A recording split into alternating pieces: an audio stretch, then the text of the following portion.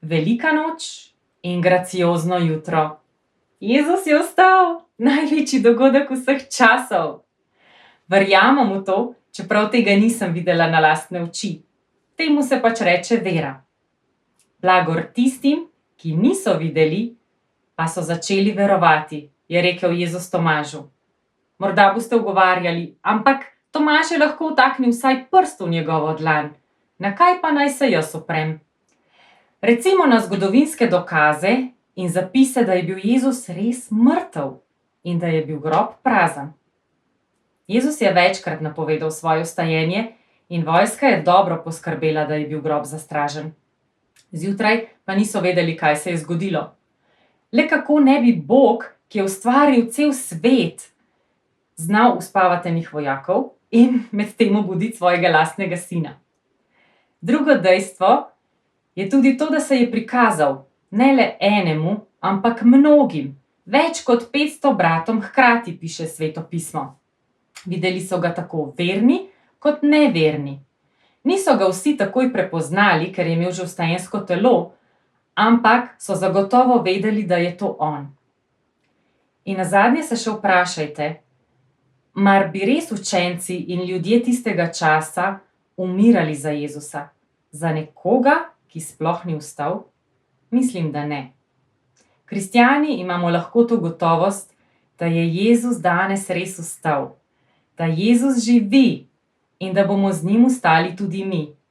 To je zelo blagodejno za moje srce. Nekaj o tem, o Jezusovem vstajenju, so nam zaupali tudi naši gostje. Prisluhnimo jim.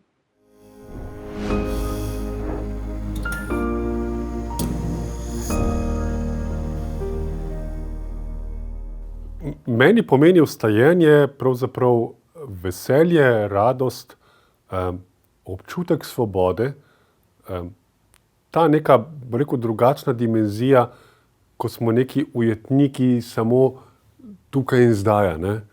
Ampak nekaj, kar me popelje naprej, nekaj, kar me pravzaprav mi daje lan, da delam korake naprej, da grem v naslednji dan, tako.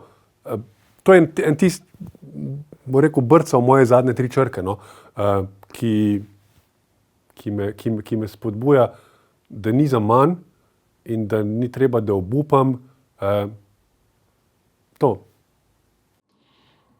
Vstajenje zame ni samostojen dogodek, ampak je povezan z darovanjem, z Jezusovim trpljenjem in smrtjo na križu za nas. In tako je tudi darovanje v mojem življenju priložnost, da služim zakoncu, otrokom, svojim bližnjim in potem se lahko zgodi vstajenje v mojem življenju kot sad mojega darovanja oziroma Božje navzočnosti. Vstajenje je zame premik iz neke sebičnosti, iz neke cone obdobja v cono neudobja, tja mogoče v neznano, tja, kamor me kliče Gospod.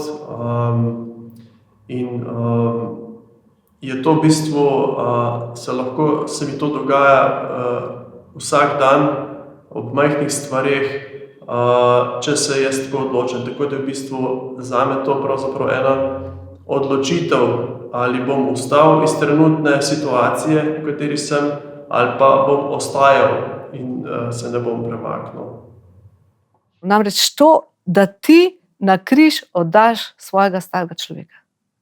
To je to. Ampak to pomeni, da od tega trenutka zdajle, kjer sedim tukaj, vse, kar sem delala narobe, vse, da verujem v to, da je to odloženo na njegov križ in da sem jaz, ker verujem v njega, res nov človek. Ni mi treba umreti za to, da postanem nov človek. Jaz sem zdajle ta trenutek. A ne? In velika noč vsako leto mora biti opomnik, se mora zgoditi zato, da nas ljudi, ki smo pač navajeni, moramo ponavljati ves čas sami sebe pa napake, da nas veliko noč spet spomni. Človek, odlož, pa začni naprej kot novo bitje. Ne se vračati nazaj, ka stara zakonca, ki si za 30 let nazaj povesta, kaj sta vse drugo naredila narobe. Konc je, nič ni bilo. Mene je zelo nagovoril sveti Janez Pavel II, ko je rekel, da se je Bog ponižno sklonil k človeku, takrat, ko se je Jezus učlovečil, ko je Jezus prišel v naš čas in naš prostor. In Jezus je prišel v naš čas in naš prostor z namenom, da išče in reši, kar je izgubljeno. Ne? In Jezus je umrl, pa ne samo umrl za naše grehe in za naše odrešenje, ampak je tudi vstal za naše grehe in za naše odrešenje. Mene nagovarja to, da je Jezus premagal smrt, se pravi, da je Jezus v bistvu pokazal s tem dejanjem, s tem čudežem, s tem ustajenjem, je pokazal, da je on nad naravo, nad časom, nad prostorom, nad vsem, kar je pravzaprav človeškega, kar je tisto, kar nas omejuje zdaj v tem času in v tem prostoru, v tem telesu, v katerem živimo.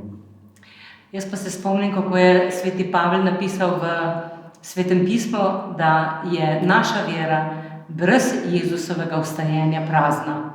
In tega pa jaz ne morem verjeti, ker vera pa meni veliko ne samo pomeni, ampak me vleče ven iz vsakodnevnih težav, iz vsakodnevnih, lahko rečem, bolezni, grešnosti in mi prinaša novo življenje. In verjamem, da je Jezus vstal prav zaradi tega, da nam pokaže in prinese nebesa.